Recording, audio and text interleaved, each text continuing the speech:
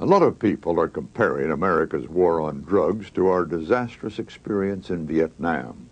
You may remember that a Vermont senator offered this solution to the Vietnam War: let's declare victory and go home.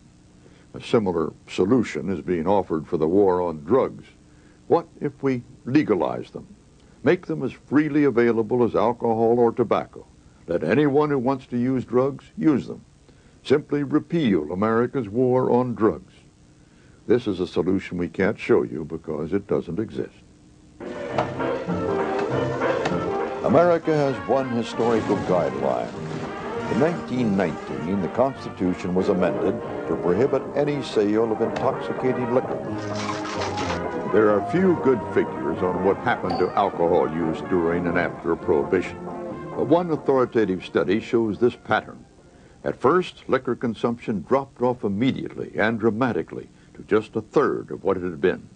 But over the next few years, it bounced back up to two-thirds the pre-Prohibition levels. The study indicates that alcohol use did not surge immediately after repeal, but gradually drifted back up to about where it was when Prohibition began. So about all we can offer about legalization of drugs is the history of Prohibition and some informed opinions.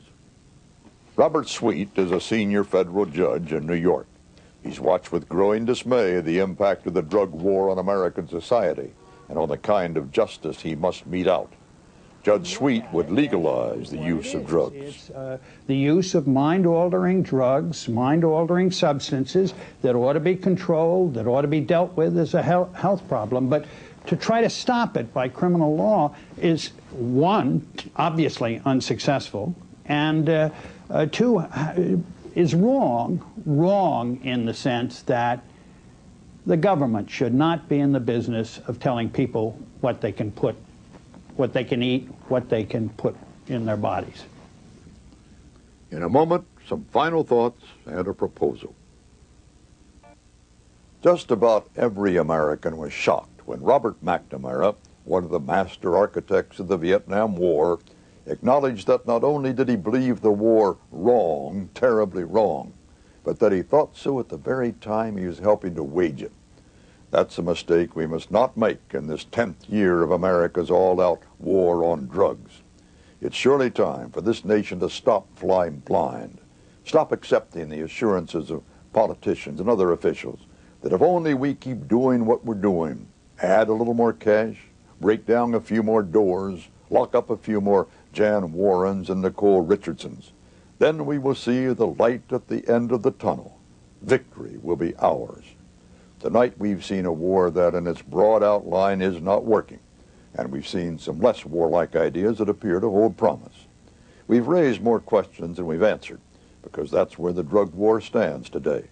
We're a confused people desperately in need of answers and leadership.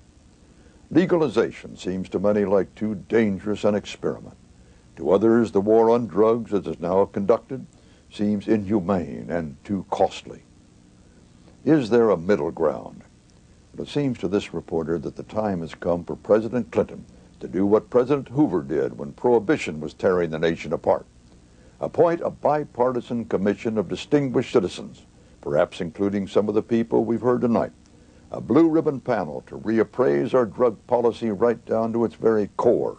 A commission with full investigative authority and the prestige and power to override bureaucratic concerns and political considerations.